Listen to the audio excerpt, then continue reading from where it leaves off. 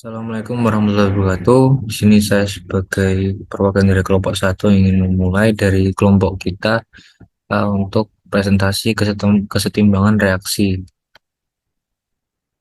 Dan inilah anggota kelompok kita, ada saya sendiri, Muhammad Ramadan, ada Araceli, Fitri Arsi, Ilma, dan Jovita. Di sini kita akan membahas 5 poin penting mengenai kesetimbangan reaksi. Yang pertama adalah definisi, yang kedua adalah hukum tetapkan kesetimbangan, yang ketiga adalah tipe reaksi dan jenis reaksi. Yang keempat adalah konsep dan rumusan laju reaksi. Yang terakhir adalah persamaan dan contoh soal reaksi kesetimbangan. Pertama, definisi reaksi kesetimbangan. Jika reaktan dicampurkan, keadaan reaksi pada kedua arah akan sama dan tidak menimbulkan perubahan pada sistem kesetimbangan. Reaksi tersebut akan berlangsung secara terus-menerus hingga dapat disebut reaksi kesetimbangan dinamis. Nah, apabila kita permisalkan dalam kehidupan sehari-hari, bagaikan kita merebus air panas yang kemudian akan menguap. Namun, apabila kita tutup penutup air panasnya dan kita matikan sumber panasnya, uap tersebut akan kembali lagi menjadi air. Nah, itu bisa disebut reaksi reversible. Oke, selanjutnya akan dilanjutkan oleh teman saya.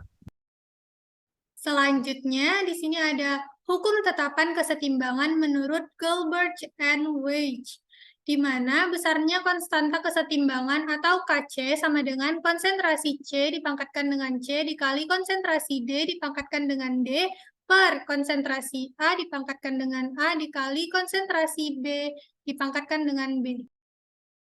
Nah, di sini ada tipe reaksi, dibagi menjadi dua, yaitu reaksi reversibel dan reaksi irreversibel. Reaksi reversibel merupakan suatu reaksi di mana hasil reaksi dapat bereaksi kembali membentuk zat-zat bereaksi. Sebagai contoh, 2NaCl ditambah CaCO3 menghasilkan Na2CO3 ditambah CaCl2. Nah, hasil reaksi ini dapat bereaksi kembali membentuk 2NaCl ditambah CaCO3. Kemudian reaksi irreversibel yaitu suatu reaksi yang hanya terjadi pembentukan zat-zat hasil reaksi dan tidak dapat balik kembali. Sebagai contoh, NaOH ditambah HCl menghasilkan NaCl ditambah H2O, di mana reaksi ini tidak dapat balik kembali. Nah, dari kedua reaksi ini, yang disebut sebagai reaksi kesetimbangan merupakan reaksi reversibel, karena reaksinya terjadi secara bolak-balik. Kemudian, jenis reaksi dibagi menjadi dua, yaitu reaksi kesetimbangan homogen dan reaksi kesetimbangan heterogen. Di mana reaksi kesetimbangan homogen ini yaitu kesetimbangan kimia yang komponennya berada dalam satu fasa. Sebagai contoh, di sini ada reaksi dalam fasa gas, yaitu Na2 ditambah 3H2 menghasilkan 2NH3. Di sini reaksinya dapat balik kembali menjadi Na2 ditambah 3H2. Kemudian, untuk reaksi kesetimbangan heterogen, yaitu kesetimbangan kimia yang terjadi dari dua fasa atau lebih. Di mana, sebagai contoh, di sini ada C dengan fase solid ditambah dengan H2O dengan fase gas, menghasilkan CO dengan fase gas ditambah H2 dengan fase gas, di mana reaksi ini dapat balik kembali. Baik, selanjutnya kita coba lihat kembali konsep daripada laju reaksi.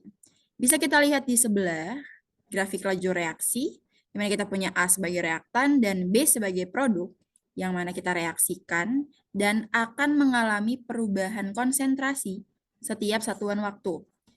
Di mana bisa kita lihat konsentrasi A sebagai reaktan akan semakin berkurang seiring berjalannya waktu, dan konsentrasi B sebagai produk akan semakin tinggi seiring dengan berjalannya waktu.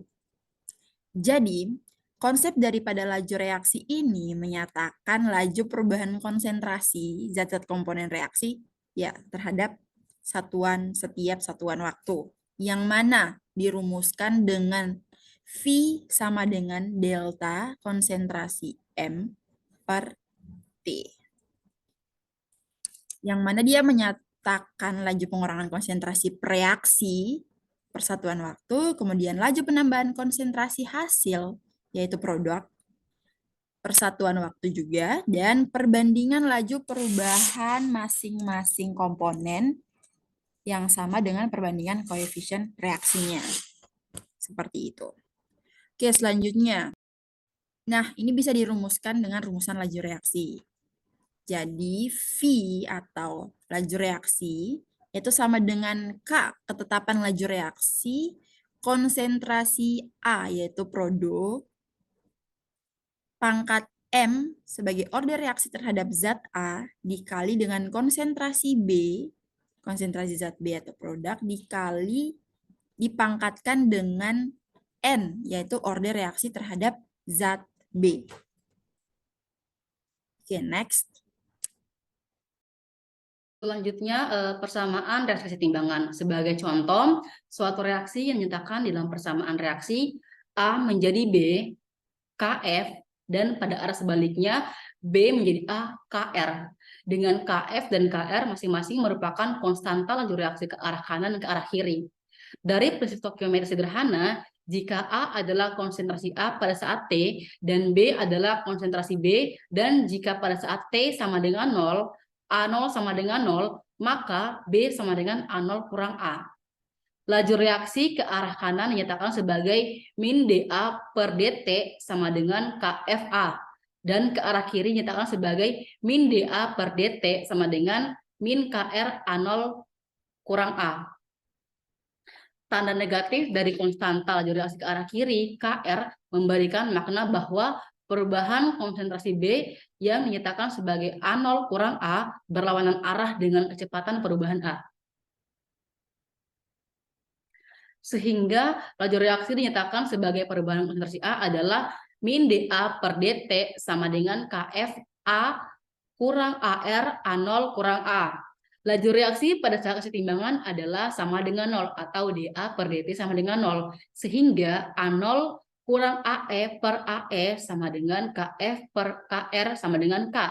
Dengan AE adalah konsentrasi A pada saat kesetimbangan, didapatkan KR sama dengan KF RE per R0 kurang RE. Dengan mensubstitusikan ke persamaan diperoleh min DR per R per R0 sama dengan R0 per RO kurang RE KF dt.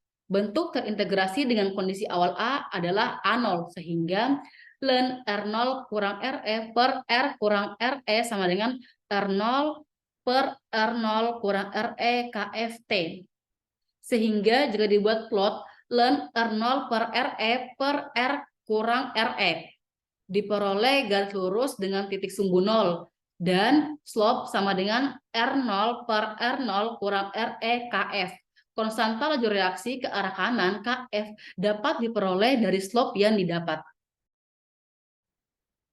Baik teman-teman, kita masuk ke dalam contoh soal, di mana pada temperatur 430 derajat Celcius, tetapan kesetimbangan Kc untuk reaksi H2 ditambah I2 dalam kondisi setimbang yaitu menjadi 2HI adalah 54,3.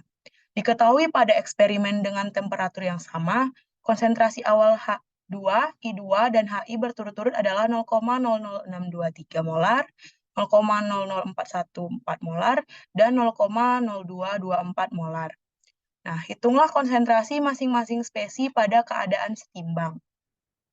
Berikut penyelesaian soalnya. Seperti yang diketahui tadi, untuk masing-masing komponen, ini adalah setiap molarnya dan Kc 54,3. Yang ditanyakan yaitu konsentrasi masing-masing saat setimbang. Nah, pertama kita cari dulu untuk mengetahui Kc-nya, di mana produk dibagi reaktan. Nah, di sini karena HI-nya itu memiliki koefisien 2, sehingga dipangkatkan 2. Kita masukkan nilai-nilai untuk molar dari masing-masing komponennya, didapatkan Kc yaitu 19,5, di mana Kc ini lebih kecil dari Kc. Kemudian kita cari reaksinya, mula-mula reaksi dan kesetimbangannya. Nah, kita dapatkan untuk persamaan kesetimbangannya itu untuk H2 0,00623 kurang X. Nah, untuk I2 yaitu 0,00414 kurang X, dan untuk HI yaitu 0,0224 ditambah 2X. Kita masukkan ke dalam rumus KC di mana HI kuadrat dibagi H2 dikali I2, kita masukkan tadi KC-nya 54,3, kita masukkan masing-masing dari persamaan untuk komponennya, persamaan kesetimbangannya, didapatkan persamaannya itu 50,3 X kuadrat dikurang 0,654 X ditambah 8,98 kali 10 pangkat min 4 sama dengan 0. Nah, kita faktorkan, didapatkanlah X1 dan X2, yaitu X1-nya sebesar 0,0114 molar, dan X2 0,00156 molar. Nah, di sini kita tahu X1-nya ini dia lebih besar daripada nilai masing-masing komponen molarnya, sehingga kita menggunakan X2 agar mendapatkan hasil yang tidak minus. Nah, kita masukkan, kita substitusikan nilai X2 ini ke dalam masing-masing persamaan kesetimbangan tadi, didapatkan untuk konsentrasi H2 yaitu sebesar 0,00467 molar, I2 sebesar 0,00258 molar, dan konsentrasi dari HI sendiri yaitu 0,0255 molar. Sekian presentasi dari kelompok kami. Terima kasih atas perhatiannya. Kamu nanya.